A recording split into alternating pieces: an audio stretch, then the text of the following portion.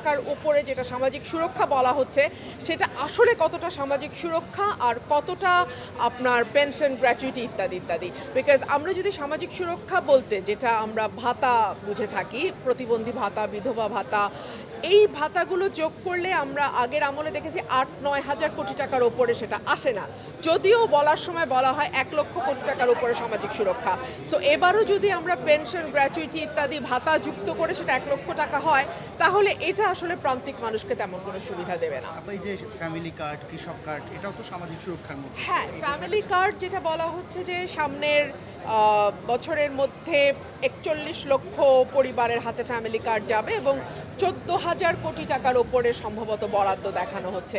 আপনি যদি সেটাকেও হিসাব করেন যে আমাদের ১ লক্ষ টাকার উপরে যেখানে আমরা সামাজিক সুরক্ষা বলছি, সেখানে মাত্র ১৪,৫০০ বা এরকম কোটি টাকা কার্ডের পেছনে, যেটা আপনি বললেন সামাজিক সুরক্ষা কার্ডের পেছনে। সো এটাও কিন্তু অপ্রতুল। এটাও কি খুব বেশি আপনার মনে হয়? খুব বেশি তো নয়।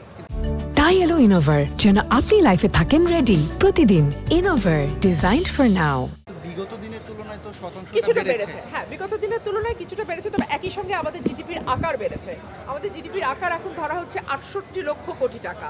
সো দ্য জিডিপির আকার তো অনেক বড়। সেই তুলনায় আপনি যদি জিডিপির রেশিওতে দেখেন সেটা খুব বেশি আসবে না।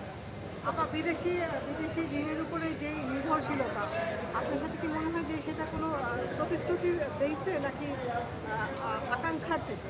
আমার কাছে এটা আকাঙ্ক্ষা মনে হয়েছে, বিকজ আইএমএফ এর কাছে বারবার ধর্ণা দিয়েও কিন্তু এই সরকার কোনো ঋণ অ্যালটমেন্ট পায়নি, কোনো ঋণ তাদের দেওয়া হয়নি।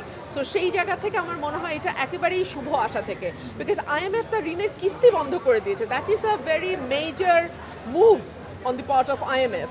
তো সেই জায়গায় আমার কাছে মনে হয়েছে যে এটা একেবারেই শুভ আশা থেকে করা হয়েছে। আমরা তো চীনের কাছ থেকেও অনুদান নেই বা অন্যান্য দেশের কাছ থেকেও তো অনুদান বা ঋণ আসে, সেটা বেসে তো হ্যাঁ, হতে পারে। এখানে হতে পারে, কিন্তু যেটা প্রবলেম হয় যে আমরা যদি চীন বা অন্য দেশের যে অনুদানের কথা, ঋণের কথা বলছি, সেখানে সুদের হারটা অনেক বেশি। আইএমএফ বা ওয়ার্ল্ড ব্যাংকের সুদের হার কিন্তু অনেক কম। সে কারণেই সরকারগুলো চেষ্টা করে আইএমএফ বা ওয়ার্ল্ড ব্যাংকের কাছে যেতে।